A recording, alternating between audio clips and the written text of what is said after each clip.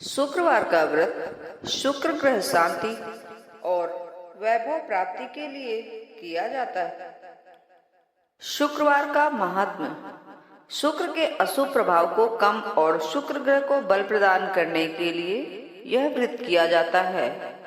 यह व्रत अविवाहित स्त्री पुरुष हेतु मनोकामना सिद्धि प्रदायक तथा दाम्पत्य सुख वर्धक है। यह व्रत स्त्री पुरुष एवं कुमार कुमारी सभी वर्ग हेतु फल प्रदायक है। शुक्रवार का व्रत किसी भी माह के शुक्ल पक्ष के प्रथम शुक्रवार से प्रारंभ करें और 21 या 31 शुक्रवार तक करें।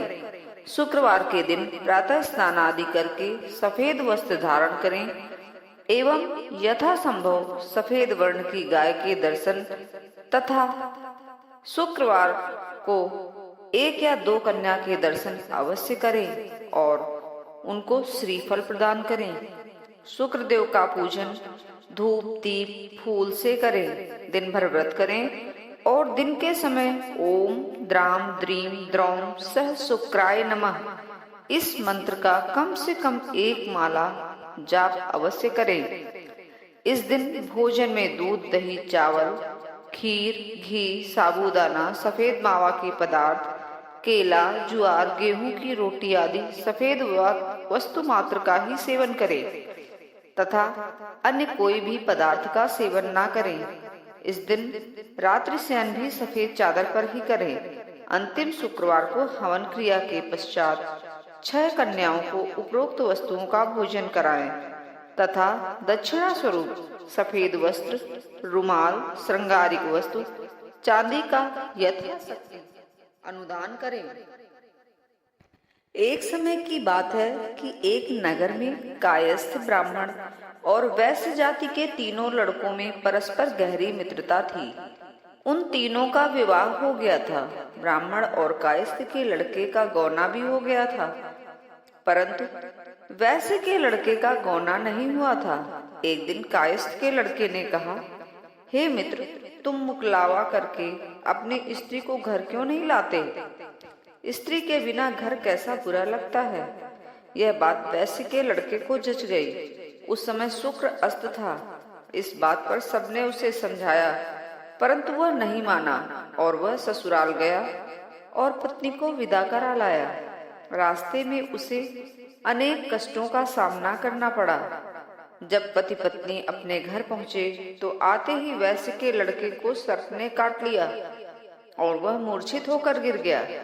तब उसकी स्त्री अत्यंत विलाप कर रोने लगी। वैश्य ने अपने पुत्र को बड़े बड़े वैद्यों को दिखाया।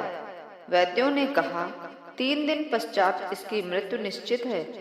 जब उसके ब्राह्मण मित्र को सारी बात पता चली तो उसने कहा, सनातन धर्म की प्रथा है, जिस समय शुक्र अस्त हो तब कोई अपनी स्त्री को नहीं लाता, परंतु यह शुक्र के अस्त में अपनी स्त्री को विदा कराकर लाया है।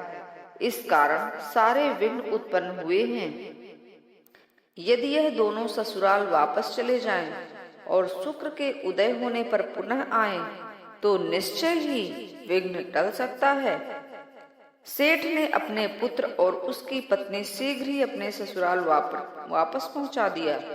वहां पहुंचते ही वैश्य पुत्र की मूर्छा दूर हो गई और साधारण उपचार से ही विष से मुक्त हो गया।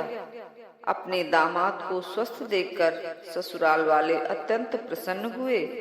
वैश्य पुत्र अपने ससुराल में ही स्वास्थ्य लाभ करता रहा और शुक्र का उदय हुआ। तब हर्षपूर्वक उसके ससुराल वालों ने उसको अपनी पुत्री सहित विदा किया। इसके पश्चात पति पत्नी दोनों घर आकर आनंद से रहने लगे।